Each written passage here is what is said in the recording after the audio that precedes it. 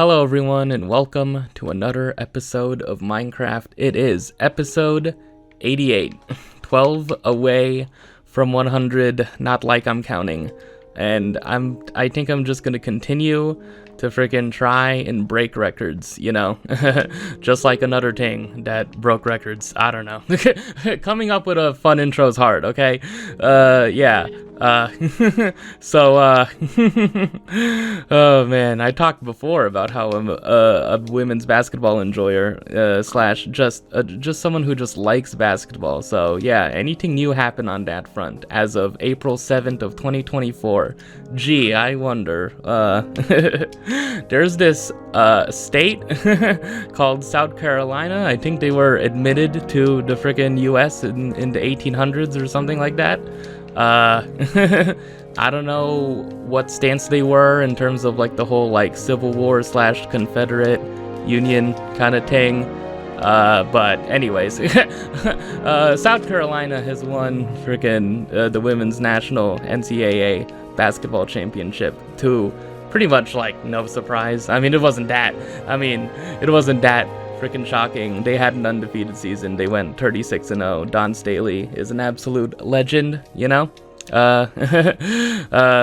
and yeah, and the team they met in the final was none other than Iowa and Caitlin Clark's led team. So yeah, what like a run it was for Iowa, man. I don't know, like a lot of people were talking in the beginning of the tournament when like the regions were set, about like, oh wow, they really did not do Iowa any favors. They put LSU in the Elite Eight, in a possible Elite Eight matchup for them, which manifested, obviously. Talked about that. Oh yeah, I did not talk about the actual result of that game. I'll get to it, but yeah. They put LSU in their freaking region. They put Colorado in their region. They put freaking, Louisville, I guess. Louisville was more for LSU to deal with, but yeah, they put UCLA in that region too. So like, it was a tough road, but yeah, I don't know.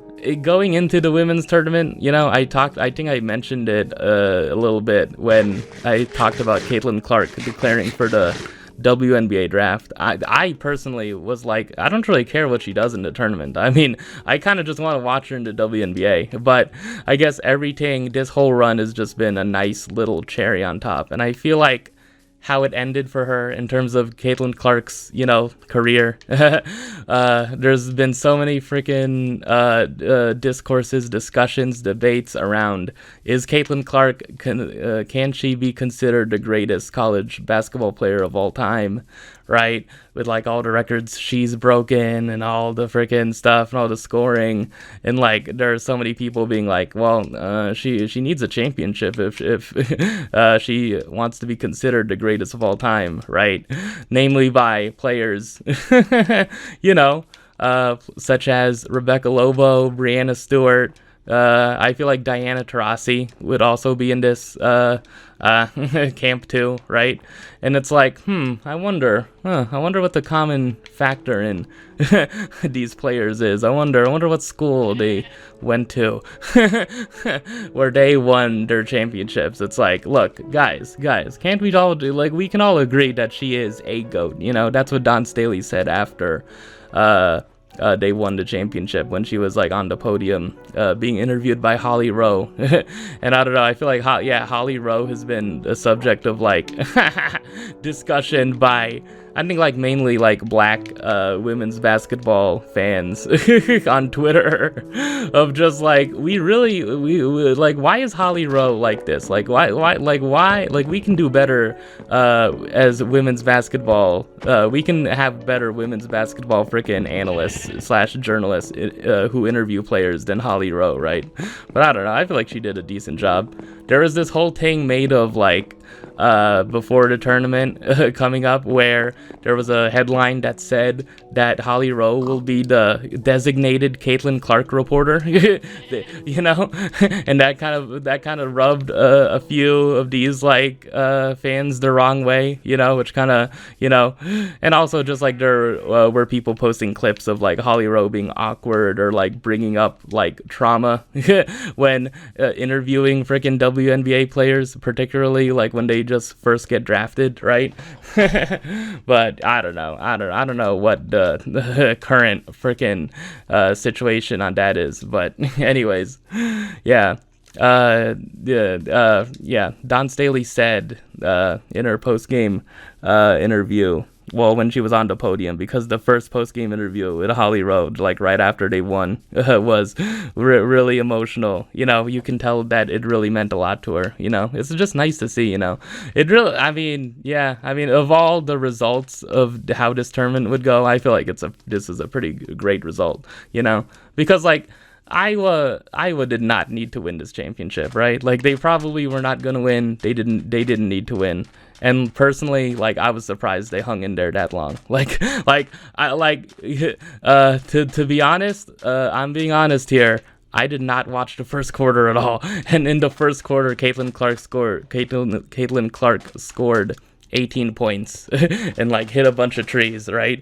And then there were like tweets on Twitter being like, oh man, what hello, can we apologize to Haley Van Lith now? There really is nothing you can do. But eventually South Carolina got in their groove, and like their whole, you know, bench, you know, where their bench is basically just another set of starters, and like freaking yeah, they're just an extremely stacked team, extremely well-rounded, extremely freaking like balanced, and freaking, you know, they're just a dominant team. They're just a historically dominant team. Kind of like freaking UConn was for all those years, you know, I would assume. Oh man, UConn has had 6 undefeated seasons, by the way, and won a championship. So yeah, the other teams, yeah, were Baylor once, Tennessee once, yeah, like among them, and I think Texas once. So yeah. Oh man, anything I have to say on the actual game between Iowa and South Carolina? It was pretty good for most of it. Yeah, I mean in the third quarter, it got away from Iowa a little bit, and then Iowa had a little run at the end of either at the end of the third quarter or like in the fourth quarter that brought them within like 6 or 4, I think. There was a moment in like the third quarter, I feel like, when they had a chance to cut it to 2. And then Iowa just scored 8 points, and it's like, oh no, it's back to 10 or something. They scored 7, and it was back to 9, right? It's like when I saw that Iowa was leading by 7 after the first quarter, I was like, damn, really interesting.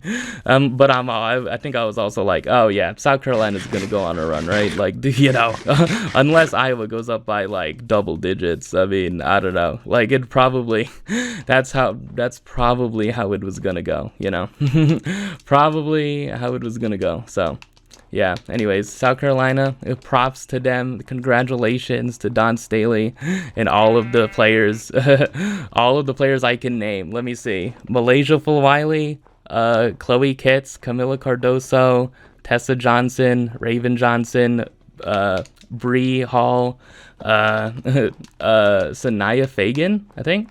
Yeah, those are the ones. Yeah, those are the ones that come up. Ashlyn Watkins, you know, all of them, I guess. Just all of South Carolina's team, and Aaliyah Boston, who is supporting her team. And it's really interesting that Aaliyah Boston was like getting emotional, you know, when seeing, because she was at the game as an analyst for ESPN. So like she was getting emotional watching South Carolina win, and I think she probably was. Yeah, like she probably. You know, that probably tells me and, you know, everyone watching that she really wanted to win the championship last year, right? Like she, in her mind, she's like, oh, finally, we got revenge, man. My team, man, this is what I wanted for my team last year, even though she did win in 2022. But yeah, it was like, yeah, like in terms of how this whole like matchup turned out, I feel like this was the best possible matchup, because like, if Iowa lost to LSU, right? Or like even lost to UConn in the previous Final Four game, right? And if like South Carolina just beat LSU or freaking UConn by like 20 points, like what kind of story would that be? You know, like I don't know. I feel like it means a lot more that South Carolina got to exact revenge, how it, you know, became a revenge story, well, mostly for Raven Johnson, but you know, I mean, obviously you can tell, like, for, you know, for Aaliyah Boston and Don Staley, it meant like a lot, you know, just to see their team win after freaking losing and coming up short in the Final Four last season due to Caitlin Clark's heroics, basically, right? And Caitlin Clark almost freaking did it, you know, but I don't know. I mean, she was doing it in the first quarter, but like she probably had to keep that play up for all 40 minutes. So it probably was going to be a freaking tall ask, man. It was going to be an extremely freaking tough task either way. You know, and either way for South Carolina, if they faced UConn or Iowa, it's like, yeah, no, I mean, I feel like pretty confidently they were gonna beat both, you know. So yeah, any other like major storylines from the game? You know, Raven Johnson, she didn't have a good shooting night, but, you know, how she showed up and how she exacted her revenge personally, and I would assume, like, why frickin' she probably is, like, extremely satisfied with herself right now, is because that she was the one who, at half, when she was playing, when she was guarding against Caitlin Clark, she was like the most successful in this game. So like she held Caitlin Clark to a very low field goal percentage, I would assume. Like she didn't was all up in her defensively, and like she, you know, basically locked her down the same way Nika Mule did for UConn. But yeah, maybe not in the first quarter, but like, you know, from like the third quarter on, basically that's what Raven Johnson did. And like, yeah, at the end of halftime, like near the end of the second quarter, when it was about to go to halftime, Caitlin Clark just had the ball on an ISO possession. I think that's what you call it. Do I need to contact JJ Redick to friggin' know if I'm saying the right thing? She had the ball friggin' like alone, okay? And then friggin' Raven Johnson stole it and friggin' got an easy layup. And I tweeted, yeah, that must have felt really good for her, man. It must have felt really good knowing, like, she, you know, even though, like, you know, she probably would have liked to hit some trees in her face, personally. But friggin' the fact that she, Raven Johnson, could lock up Caitlin Clark, and that was basically what sealed the deal in terms of South Carolina winning the championship. You know, it's a nice story, man. It's a nice revenge thing, you know. She said herself that she was petty. She was the one who said that in the trophy ceremony, where she said the revenge tour is complete. Yeah. And I'll post, yeah, I bookmarked a tweet by someone which had like side-by-side videos of Caitlin Clark just waving off Raven Johnson in last year's Final Four game versus Raven Johnson guarding Caitlin Clark and like getting that steal on her. So I guess I'll just post that right about like now or sometime here if I can remember to edit. But yeah. Anything else? Any other major storyline from the national championship game in particular? Yeah, Don Staley is an amazing coach, an amazing leader. People just love her. It's impossible not to like her, you know. It really is. It's all, you know, impossible, man. Basically the polar opposite of Kim Mulkey, man. You root for Don Staley almost as much as you root for South Carolina. Whereas with frickin' LSU, people were rooting for Angel Reese, you know, in spite of frickin' Kim Mulkey, right? It's like no one was rooting for Kim Mulkey, right? Like maybe her family, but other than that, it's like no one in their right mind would frickin' root for her. I mean, I guess in terms of, I guess I would root for her to wear crazy outfits, but other than that, I don't know. but like for me, I kind of just like how comically villainous she was, you know? It's like it just added to it, right? It's like her wearing an extremely like colorful like blazer or something, right? While freaking like having this like kind of menacing kind of look about her, and freaking like, you know, and like, you know, I don't know, being very anti-journalist in press conferences. I don't know. It kind of adds to her villainy, you know? You need a little bit of that, you know. Yeah, that's the thing with like how, yeah, the whole another discussion after the LSU versus Iowa game of like Angel Reese, like and like how she, you know, was getting got emotional after their loss to LSU, after LSU's loss to Iowa, where Angel Reese was talking about like the hate she received after winning the championship last year, right? All up until this year, right? You know, it like, yeah, she's been sexualized. She's been receiving death threats, and a lot of people had freaking stupid ass opinions on that, right? But like, oh man, where's I going on this? Yeah. Yeah. The whole like a lot of dumb people were like, well, Angel Reese, you made yourself out to be the villain. I don't know why. You're just like, you don't dish it out if you can't take it, right? Like, don't freaking taunt Caitlin Clark if you don't expect to freaking be freaking I don't know, criticized, you know? It's like, yeah, I don't know. I feel like there's a difference between that and like, you know, just the stuff that people have said about her, but whatever, or like done, you know. And I feel like there's a difference, in just my opinion, but you know.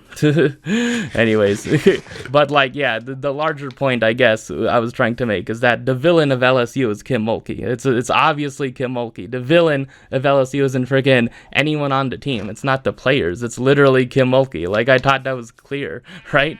I don't know. I guess like other than like, I guess like what other player like would count as like a villain, you know? And like, do we need villains in frickin' sports and stuff? Like, I don't know. Like, isn't the only villain in frickin' basketball just load management? Shouldn't that be the only villain?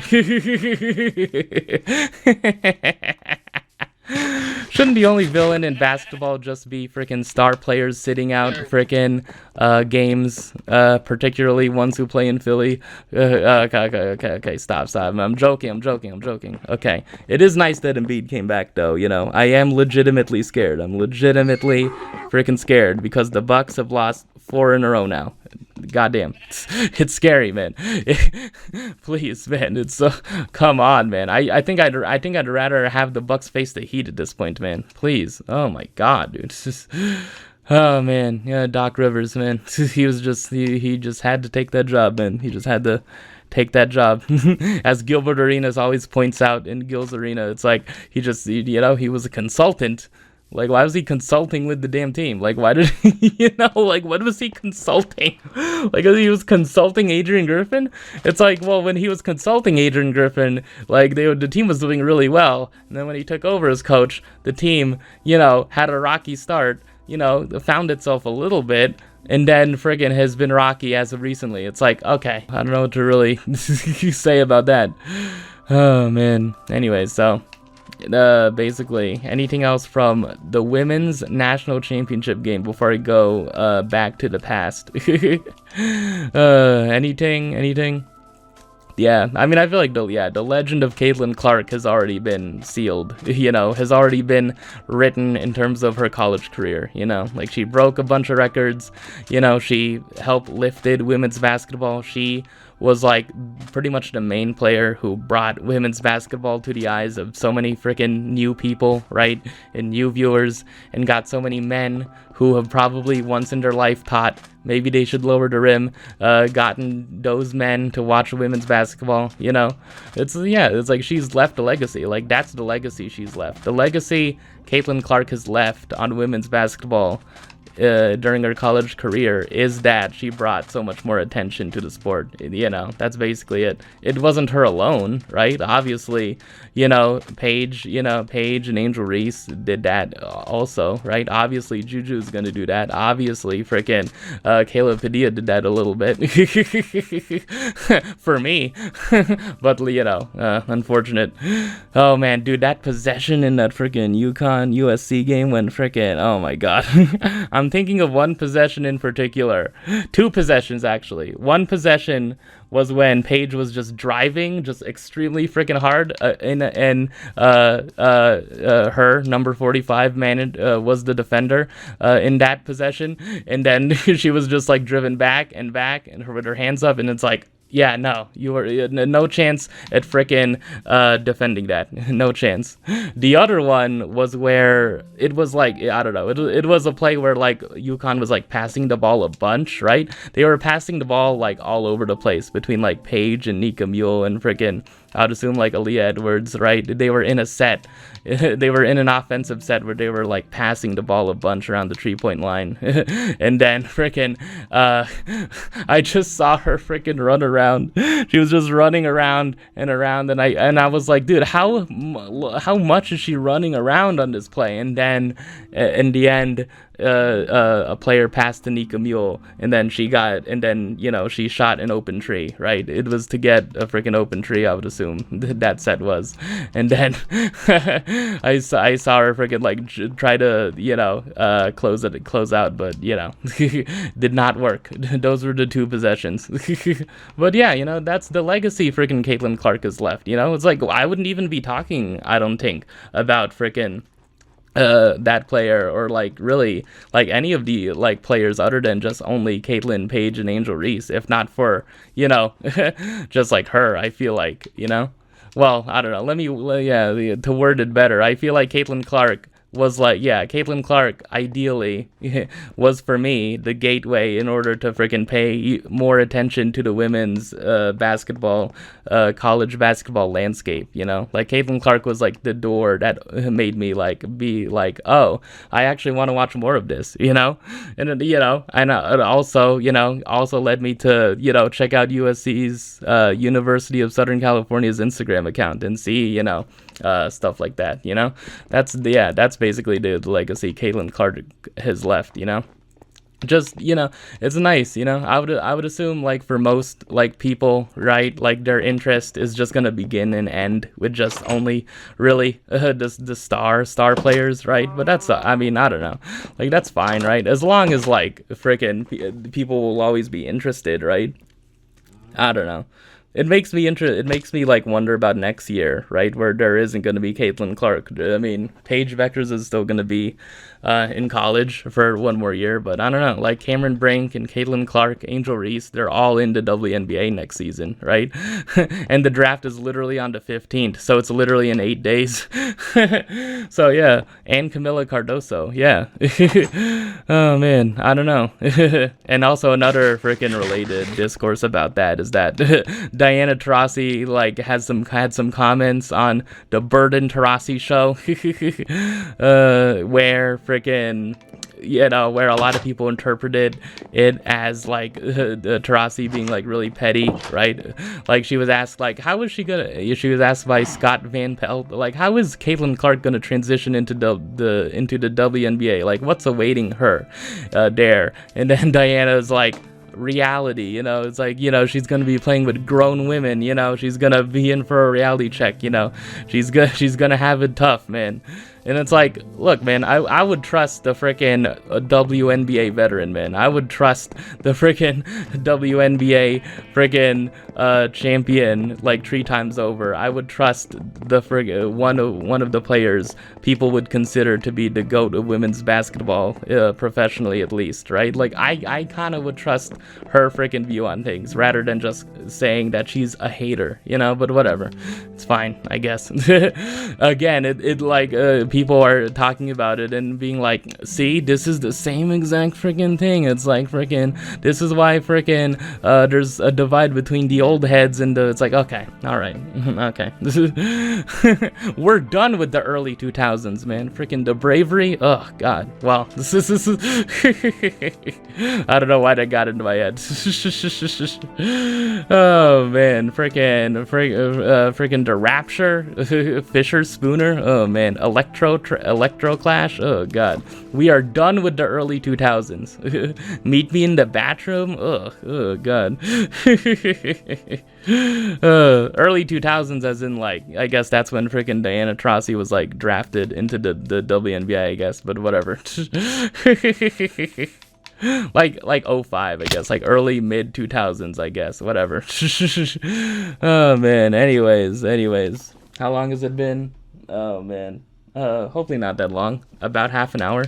So is that basically like all I need to talk about in terms of women's basketball? It was a great tournament. It had a result that was expected, but it was still freaking a great freaking journey along the way.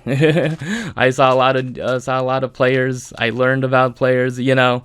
It gave me a tiny bit of inspiration on what I'm writing, you know. Not gonna reveal too much more about it, but I don't know. I would assume people can freaking guess.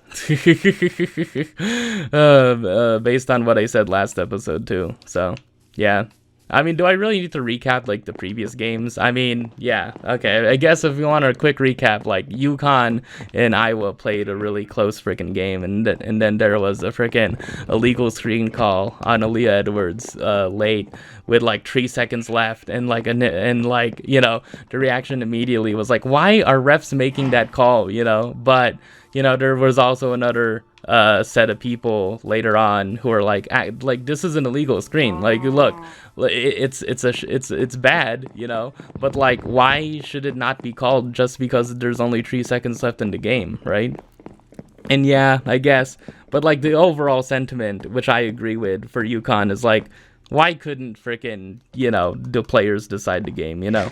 And like the counter argument to that is like the players did decide the game. Like when you commit a foul, when a player commits a foul, they basically are kind of deciding the game. It's like, yeah, all right, but like, look, man, I think people just wanted people wanted Paige to have an opportunity to hit a game winner, man. This is what people wanted, man. I feel like Paige was very much capable of doing that. I think she was heating up a little bit near the end of the game, you know. Man, Iowa fans were talking about like Gabby Marshall is going to be an occupational therapist this time next year, and the way she freaking locked up Paige Vectors, pretty funny, man. Pretty funny when you think about it. Yeah, that's also another thought I had, right? It's like, yeah, Gabby Marshall is gonna be a therapist, right? Like she says that, yeah, she has said that. A player on Iowa's team, right? She said that friggin' she's gonna be done with basketball like after the season, and I'm like, I don't know, man. I guess this is a case with like every freaking athlete, you know, or former athlete. But it's like, imagine just like, you know, like, you know, playing Division I college basketball to that scale, right? Especially for Iowa, especially with the crowds freaking Iowa has freaking seen, especially with like the attention freaking Iowa's brought to, you know, women's college basketball, right? And then like you're a player on that team, right? And then, you know, in a few years, right? A few years later, you're just in like your own therapist office, right? Treating a patient, and then the patient might not freaking know that you used to freaking hoop. It's weird, isn't it? I don't know. It's a weird thing to think about, right? Oh man, it's like, imagine, I don't know, if anyone is watching this, I feel like people should imagine more, right? Like if they go to the doctor or the dentist or any sort of office where they have to see like a person or something, when like, yeah, you know, any sort of appointment basically where you have to see like a professional, right? I maybe if you're interested in basketball in any sort of way, you should like, yeah, maybe a fun thing to do if you're bored is like look at them and size them up and then think, you think they freaking hooped before, you know? You think it's like, I don't know, not like freaking go to LA Fitness and freaking no, like you think they've freaking played college basketball before? I don't know. I would assume like much more common freaking thing with like Division 2 or Division 3 freaking athletes, you know? Yeah, but like, I don't know. It's an interesting thing to think about. Anyways, yeah, so that was like a bit of the controversy surrounding the ending of Iowa and UConn. Paige versus Caitlin. It basically lived up to the hype, but yeah, it was more low scoring, you know. I really liked hearing Gino's comments. Yeah, like Gino Ariema, the UConn head coach, like said like after the game, right? You know, I think like he said something, yeah, well, in response to like, yeah, kind of referencing the end of the game, or like how UConn was officiated, or like how UConn was being talked about during the tournament. He was saying something like, what pisses me off is how like when UConn doesn't win a championship for a few years, that makes people think that we're less worthy than freaking some other teams, you know, who've made the Final Four like three of the last 4 years. And I'm like, what school is he talking about there? I don't know, just interesting freaking comment from him that I guess I would highlight. Oh man, yeah, I can't let this be all about basketball again, right? I have other stuff to talk about.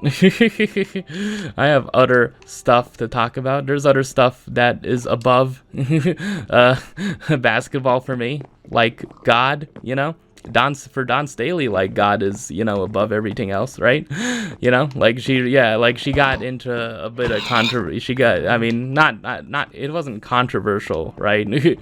Yeah, I guess while I'm here talking about Don Staley, she was asked by a reporter who basically just no, she was asked by someone. I don't even know if they're a reporter.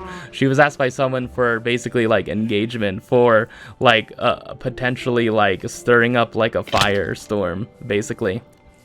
She was asked by like someone who probably did not care about women's basketball in the slightest, or who did not give a single shit about the team or South Carolina in the slightest.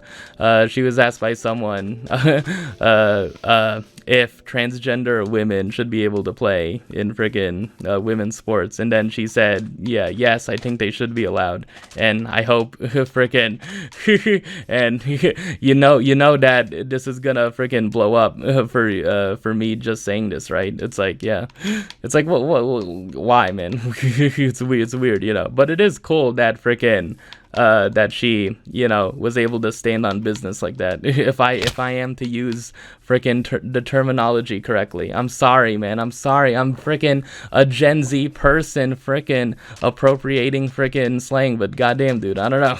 I don't do it that much. Okay, I'm sorry. Oh man. Oh god. Anyways, so is that basically it? You know? Oh yeah. Don Staley. A thing that rubbed some people the wrong way was when she said after, I think when they beat Oregon State, I think, like something. Yeah, because I think they played a game on Easter Sunday, right? And then Don Staley said after a game, in a post-game press conference, if you don't believe there's a God, there's something wrong with you. And then that was like a comment that got a few people, just only a few, like, you know, a few people, I don't know, annoyed or something, I don't know. But yeah, like, I don't know, like, as someone who isn't that religious, but I feel like, yeah, would believe in a God, it's like, I don't know. I just don't see the need to freaking get upset at like that, you know? It's like, it's fine. It's just fine to recognize that Don Staley herself is like very religious, you know? It's like, what, why? Like, it's this, I don't know. It's the whole thing of like, if someone said the opposite thing, yeah, I don't know. But I guess what's the point of speculating on that, right? I do not have a single problem with freaking Don Staley saying that. I don't know. And to the people who did, I don't really know like what they would want her to say as someone who is very religious, you know? It's like, yeah, I guess just keep it to yourself, I guess. I don't know. But I don't know. It's like it's really hard not to freaking support Don Staley and just love Don Staley as a person, you know. Oh man. Anyways. So yeah, God is above everything else in terms of Dawn Staley and her life, I would presume, and also for Vampire Weekend, because they released a new album called aptly "Only God Was Above Us." that band that released like 4 albums so far. The first one had some good songs on it. The second one had some really good songs on it for like half the album, and I think that's their best album. And their third album was like, I'm saying from my perspective, this is how I think of these albums. Modern Vampires, it's like, I mean, like Hannah Hunt is fine, I guess, but I don't know. Like, there's not really any standout song on there for me, even though like I listened to the whole album back in like 2018, and I haven't really listened to it all the way through since. Yeah, in terms of like most of the songs, I've listened to like Hannah Hunt, and I think the first song, what is it? Obvious Bicycle, I think. Yeah, I've listened to that a little bit recently. I don't know. And then Father of the Bride, I listened to like 2 songs of on Spotify. It not my thing at all. I don't think I would be able to get into it, you know. But then they released a new album recently, as of like 2 days ago. Yeah. And yeah, and I feel like this is their best album since Contra. I don't know. I think it might be their best album, period. It's like really good from what I've listened to it. Yeah, especially Capricorn is the standout song for me right now. I've listened to half of it, so I can give half a review.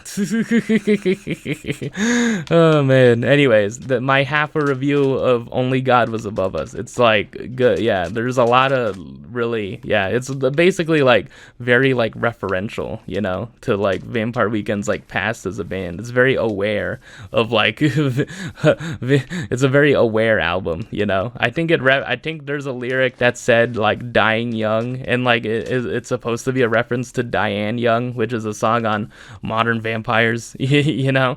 The whole like kind of theme and the mood of the album is about like you know, like New York, like historically, you know, like kind of very like 20th century New York, you know, even though the band like lives in LA right now. Ezra Koenig does, with Rashida Jones, who he's married to, by the way. Rashida Jones is the daughter of Quincy Jones, if you didn't know. Very important person in the music industry, I guess.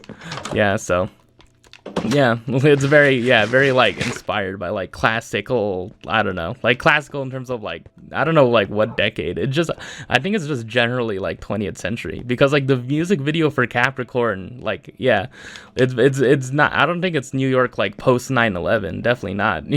But like there were like arcades in the music video, so I would assume it'd be like, you know, just like I think like more so like the 70s, 80s, 90s, you know, like that kind of New York, you know. The type of the New York City that freaking was grimy and freaking, you know, taxis, freaking Taxi Driver NYC, with freaking loads of freaking cigarettes being smoked, you know, even though people still smoke cigarettes in NYC. I don't know. Still, I guess like that's the kind of vibe it elicits, you know. It really wants to remind you of like historical, like New York historically, I guess, as a city. So oh man, yeah, so far like I really enjoyed the songs. Yeah. The first song, Ice Cream Piano, just has a bunch, like it has a bunch of, I would assume, instrumentation, right? Yeah, there's just a bunch of freaking instrumentation on the album that I like. Like very, yeah, like it's a lot. Like it's louder. The things I like that distinguish it from Modern Vampires, and I feel like Father of the Bride is just like the noisiness of it. Like there's a lot of noise on it, you know? It's not like noise rock, you know, it's not like sleigh bells or anything, but it's like it's just, I really just like how active the music is. I like just, the up-tempo-ness of it, and like the piano on, oh man, Connect, I think, yeah, that I just listened to today. Yeah, like I'd really like how there's like a drum beat, behind that piano. I don't know, and like Capricorn, how like, yeah, that whole thing, the vocals on it are really good, I don't know, it's just nice indie music, man. Yeah, what else do I need to talk about before I freaking leave for the Twitter segment? I wanted this to be a shorter episode, man. Oh man. Yeah, I guess I'll talk about the book I'm reading like when I'm a bit, further into it. Yeah, so any other thing, so I don't make this only about women's basketball, even though that's a pretty good thing for an episode to be about. 2 episodes in a row. Oh man, yeah, I guess I'll mention the book I'm reading because I'll have to make it the title. Yeah, I could also use the Vampire Weekend album, but yeah, I guess the book I'm reading is a book by, a YA author that many people might be familiar with. Becky Albertalli, huh? Who would have thought? Who's that? I don't know, just a random, young adult author. I don't know. Anyways, I'm reading her latest book called Imogen, Obviously. I'm going to talk about it. I don't know. I think I would have a lot more to talk about when I get further through it, or when I'm done with it completely. So I guess I'll just save it for later. Anything else pressing in the world? Oh yeah, in terms of music, dude, I have put this off for like 5-6 episodes at this point. Oh man, in 2021 I discovered this freaking really cool indie rock band from Canada called Tokyo Police Club. They basically were a blog rock band that started in like 2006, well, yeah, with A Lesson in Crime, their first like album / EP, but like all the songs are like really short. It's like, it's an album, but like it's one of those like 18-minute long albums. It's like, yeah, a Joyce Manor album basically. Yeah, so like, yeah, basically Tokyo Police Club announced a bit earlier this year, like a month or 2 ago, that they would be ending as a band. So yeah, I guess they're announcing that they're breaking up, which is interesting because I don't know, like most bands don't really announce that these days, I don't know. I think Sum 41 did that, but I don't know. It's a whole thing of like they have a whole farewell tour planned, and they are coming to San Diego. Yeah, they're coming to San Diego with Born Ruffians. So even though I saw them live in November of 2021, I could see them live again. I think it's in September, so I don't know. I have to decide whether I want to go to that or not. Oh man, hopefully. I don't know. I should make time for it, but anyways. Yeah, like, so Tokyo Police Club announced that they would be breaking up and ending as a band. For some reason, I have no idea. They didn't explain it at all. I think they just had a statement that said, like, this band has meant a lot to us for, like, the past, like, 16 or 17, something years. We'd like to thank the fans or something. Yeah, just, like, very, like, basic, like, thank you for supporting us, but we're not gonna be here, man. Magic Johnson style. So, they did release 2 singles, though. They released 2 freaking singles about like 2 or 3 weeks ago. One of them is called Just a Scratch, and one of them is called Catch Me If You Can. And god damn, those freaking songs are amazing. They just decided to release 2 of their best songs they've ever put out, like right at the very end, huh? They really did, man. I don't know. It's just really freaking cool, man. Really freaking cool that they decided to do that. I don't know. I think like I'm mostly like okay with them deciding to end as a band. I mean, like, I don't know. Like, I feel like a band like them, like, especially like for something, for a blog rock band, especially, I don't know. Like, it is a cool thing thing how they managed to, be around for this long. They had I talked about it before. They've had a whole album of cover songs, and they released like what, 4? No, yeah, like 5. Yeah, 5. I guess if you count A Lesson in Crime, it would be A Lesson in Crime, Elephant Shell, Champ, Force Field, and then TPC, right? So those are, so like 1, 2, 3, 4, 5 albums in total. So, it's a pretty decent output. I mean, compared to another Canadian band that decided to just like end, but I learned that they had like a tiny bit of a comeback. Hot Hot Heat, Hot Hot Heat released 5 albums from like 2002 to 2016, and then with their self-titled album in 2016, it was basically their final freaking thing they released. So yeah. Man, it sucks a little bit, but I don't know. I think they've had a career, man. They've had a career as a band to be proud of. I don't know what David Monks or any of the members are gonna do afterwards. I don't know. I would assume they would have had, they have like plans, because why announce like that you're breaking up, like why announce that, that's the whole thing of like the business of breaking up, right? Like, why would you announce that you're breaking up rather than just saying you're going on hiatus, and like an answer could possibly be because you could say, hey, we're reuniting, like 5, 6, 7 years later or something. In LCD Sound System's case, it was like 4 years. It was like the end of 2014. Yeah, they announced there was an announcement, and then in 2017, they put out another album, and like really like 2010 to 2017, like LCD Sound System made such a big freaking deal out of it, man. They made, the whole last show at MSG and stuff. Well, James Murphy made a big deal out of it, and then, like from 2011 to 2017, that's literally only 6 years. Oh man, that's how bands are sometimes, Anyways, I guess I was like forgetting about that for like 5, 6 episodes straight, and it just kept on annoying me. It just really annoyed me that I was just refusing to friggin' remember Tokyo Police Club. Maybe I've remembered Tokyo Police Club more than friggin' so many other people though. Oh man. Anyways, should I go on to the Twitter segment? Should I? Oh man, I think I'm good, right? Hopefully this is a shorter episode. I'm just gonna look for a few tweets and just, yeah. Okay, so here is the Twitter segment. So remember earlier when I said that I was standing on business or something? Something like that.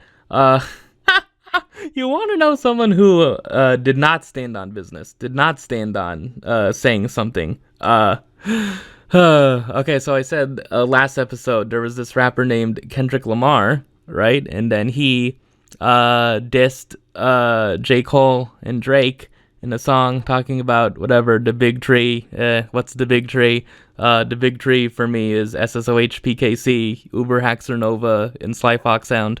Anyways, so in response, a few days ago, J. Cole put out a song called 7-Minute Drill from his new album, and in 7-Minute Drill, he goes after frickin' said rapper and said, like the bar is something like, your first hit, your first was the classic, your last album, your first album was a classic, your last album was tragic, right? Your second put people to sleep, but they gassed it, right? Referencing freaking, the first being Good Kid, Mad City, the last being Mr. Morale, and then the second being To Pimp a Butterfly. and then he said in that same song, like, you fell off like The Simpsons or something. Like, I don't know, something like that. He basically dissed Kendrick, I guess. But like, there's this really good freaking track review of it by a Pitchfork writer, Alphonse Pierre, that got posted on the Pitchfork website, basically just being like, what is this? Why are you doing this? Like, what? Like, come on, man. What are we doing here? That basically was like the tone of that piece. And then here is a tweet that says, J. Cole apologizes to Kendrick Lamar for dissing him on 7 Minute Drill. How many of y'all think Kendrick Lamar is one of the greatest ever to pick up a mic? I haven't been sleeping right the last few days. We taking that diss off streaming services. It's like, what the what? Like, what? Like, what? Like, what? Why did you release it then? Like, come on, man. Like, stand on something, man. Please. Look, man, it was kind of a weak diss. I mean, and most of the diss was kind of factually wrong. You know, it's like, oh, like, like, I guess, like, it's an opinion. Oh, To Pimp a Butterfly put people to sleep. It's like, yeah, all right, okay. Like, King Kunta isn't an exciting freaking song, right? It's like, come on, man. Like, you isn't an exciting song. I isn't an exciting song. It's like, come on, man. What are we doing here, man? I don't know. You know, I don't even listen to Pimp a Butterfly that much. Yeah, I said that Section 80 is the project I go back to the most in terms of, like, you know, songs that, you know, I listen to the most. But it's like, I don't know, it's just like, come on, man, like, really, like, you're just gonna freaking give up that easily, you know? I mean, yeah, like, such a, like, I don't know, just kind of makes it seem like this whole thing was manufactured from the start, right? It's like, I don't know, he called J. Cole up beforehand, and then Kendrick's like, hey, I'm gonna release like a diss, but I really am dissing Drake, but I'm gonna put you in the crossfire, right, J. Cole? And then J. Cole's like, okay, I guess I can release like a counter diss to you, you know? I'm not really gonna mean any of it though. I like you too much, Kendrick, or something. That kind of makes it what, I don't know. Isn't that a plausible situation, man? I don't know. I just don't get rap beef, man. Maybe if it was explained through secret-based videos, I would get it more, but I don't know. It just seems like most of this freaking rap beef stuff is just not freaking that serious. It's just a fun thing, man. I don't know. Like, there's stan culture wars, right? And then there's like the people who are not in that space, but like kind of act the same way with rap beef, you know? I don't know. Just kind of lame, man. Just lame. Like, why even freaking release a song then? Like, why? Why even do that in the first place? Come on. What a lame way to go out, man. I'm definitely not gonna listen to J. Cole's hit song, Folding Clothes. Oh, man. I guess I'm just only gonna be relegated to listening to freaking No Role Models when it comes out, when it plays on the radio from now on, so... Anyways, speaking of beef and rivalry and people hating each other, someone had an interesting tweet that I liked like a day ago. It says, I wish otters still hated each other. I just saw Virginia Woolf saying Hemingway wrote like a stupid undergraduate student. We need to bring back otter beef. And like my first thought to this tweet was like, otter beef, like, don't we kind of already have that, right? Like, if you are in certain kind of spaces, right? It's like, I don't know, like, you know, like most, yeah, like, I don't know, like most otters have beef, like most, like, people have a beef with in the YA slash adult freaking literary freaking space, book publishing, writing space. Like a bunch of freaking otters have beef with, you know, the author of Crown of Starlight, right? It's like, you know, like, you know, a few freaking writers like have beef with the author of The Ones We Burn, right? It's like, I don't know, like, don't we have that? But I guess it's like, I understand what she's saying in terms of like, it should be like 1v1, like one person going after one person, right? Like, yeah, like in terms of that, we kind of don't have that. Like, we don't have like, you know, we don't have like the Nas Jay-Z. We don't have the Tupac / Biggie of the literary world, you know? I don't know. I don't know. Like, it seems like freaking like, yeah, Hemingway and Faulkner kind of maybe were that for like a different generation. But I feel that was just due to prose, you know, like Faulkner, you know, and like Hemingway, how they viewed like prose was just very different, you know. Faulkner was much more, you know, fancier, I guess, in like how he wrote than Hemingway. Hemingway just really wanted to write very, you know, yeah, beige prose, right? It's the whole thing, right? And I think I'm more on like Hemingway's freaking. I think I align myself more into being with Hemingway's prose than freaking most people, I guess. But I don't know. Like, yeah, it's interesting, and it's a very interesting thing to think about, like otter beef, like one-on-one, right? It's like, if I see that otter, if I see you freaking at a library, it's freaking on site. It's just just like what otters would that be? I mean, other than freaking like, other than like, I don't know, like, and what would like literary diss tracks be, Oh man, other than just like, subtweeting, like other than like vague tweeting stuff, because that's what we have right now. It's like we need to bring back like, like, I don't know, beef that's not freaking just on Twitter, basically. That's what we need to bring back. So I am very much in support of that. I am not going to be volunteering myself to be one of the otters who beefs with another otter, though. I don't know. Maybe in the past, but maybe, not now, man. I've aged too much. So, yeah, anyways. This is not a tweet, but yeah, look at this friggin' creeper just outside the window, man. Is there, what the, look at this creeper. I literally just have my phone in one hand. Oh man. Yeah. I really should just like forgo the Twitter segment for like a bit until I friggin' find some good things, but I don't know. Anyways, let me just speed through a bunch here because I couldn't find that many singular ones. Okay.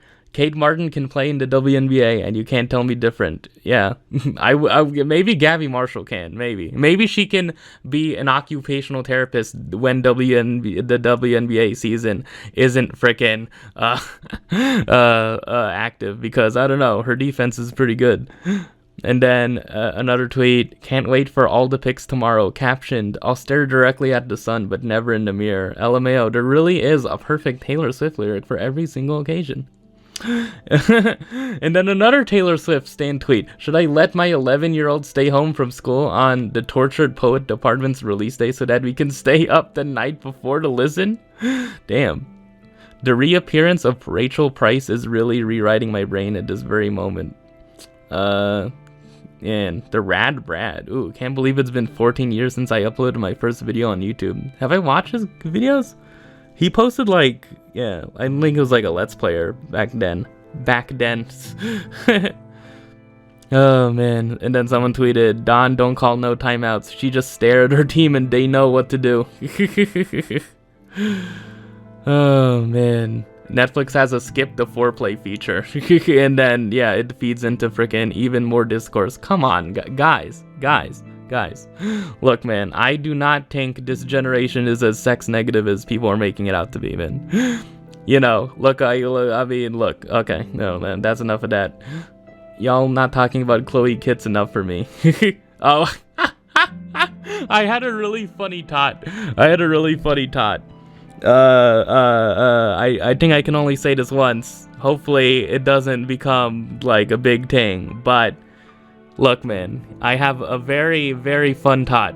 I think Chloe Kitts is to what South Carolina... Chloe Kitts for South Carolina is the same as Hannah Stolke is to Iowa. I will not be freaking explaining further. You should know what that... You should know what I'm trying to go for with that. There isn't a GOAT in sports who doesn't have at least one championship. Bending the rules to try to include Caitlin Clark is disrespectful to several other great women's college basketball players we've seen over the years. She's still the best scorer ever and an all-time great. And then a quote tweet, kids, don't try and blaze your own path. Don't try to be different. Don't break records. Don't change the game. All right, okay, please. People, you can be great and go to UConn at the same time, man. Come on. Oh yeah, here's the De'Erica Hamby tweet. Y'all gonna apologize to Haley Van Lith? And then a quote tweet, no need to when Raven did this. Anyways, anything? Oh man. Someone posted a picture of freaking Hinge. This year I want to start a family, unemployed at artist. Curb Your Enthusiasm is ending. Oh man. Yeah. Anything? Anything more, man. Oh man, I think that's basically it, right? Basically it. Aaliyah Boston is extremely impressive in a media role, unlike a lot of unnamed Yukon players. Okay, alright. She doesn't lean into her South Carolina background heavily. She's taking her role very seriously and treating both teams like equals. Oh man, is that the same freaking creeper? Oh my god, dude, what the hell? Okay. Oh. Oh man, yeah, it's April right now. When am I gonna even get to episode 100, man? 12 more episodes. If I post one like every week, I could get there in like 3 months, basically. Oh man, I'll try, man. I'll try. It'll be episode 100 before the end of the year at least. So yeah. Anyways, thank you so much for watching. I'll get back to just being a regular freaking NBA enjoyer, you know, coming up soon. I guess I'm gonna have to freaking post a freaking playoff prediction video. Ugh, God. I'm gonna have to take into account Joel Embiid and freaking the Lakers freaking being better against mediocre teams, but goddamn. Anyways. That's basically it for this episode. Yeah, thank you so much for watching if you've stuck all the way through. At least stick for the women's basketball part. At least stick for the first like 10-20 minutes before I go completely freaking off the rails. So anyways, thank you so much for watching and see you on the next episode.